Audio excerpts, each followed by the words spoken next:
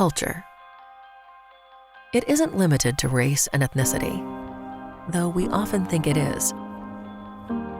It is the set of experiences, family traditions, individual heritage, and community membership that is unique to every person. And it's easy to think we know someone based on our assumptions about their culture. But each person is unique. And culture is not a fixed set of defined rules. If we treat it as such, our assumptions can lead us to create obstacles for others that we may not see. One of my close friends at work identifies as gender non-binary and wants to be referred to with the pronouns they, them, or theirs. Coworkers, however, continue to use pronouns such as she or her. My friend is afraid to say anything about it for fear of being seen as a troublemaker. Assuming that we know or understand someone based on our generalizations about their culture can be faulty and dangerous. It can lead us to misunderstanding, miscommunication, and mistakes.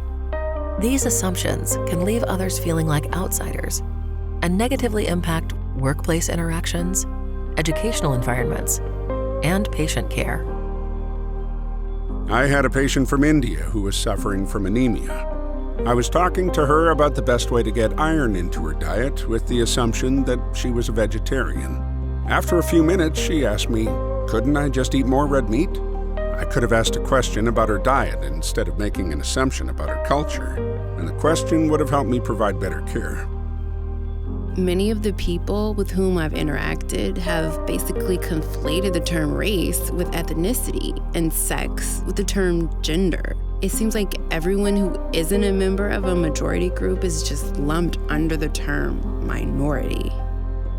One of my colleagues told me that he was surprised I'm lesbian because I dress like a woman.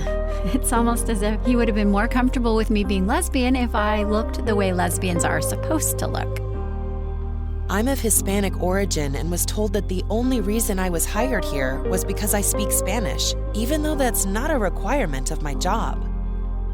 One of my supervisors made it clear that he thinks women should be more feminine, and that when they are confident and express their opinions openly, it's off-putting. When I was trying to decide which graduate studies to pursue, an academic advisor pushed me toward a math specialty, in spite of the fact that I had no desire to pursue studies in math. He indicated that I might be good at numbers because I have an Asian last name. Cultural sensitivity begins with the understanding that we can't stand in someone else's shoes, and that culture is as varied and multi-layered as each individual. But while we can't live someone else's story, we can approach others with humility and kindness, with the willingness to listen and understand.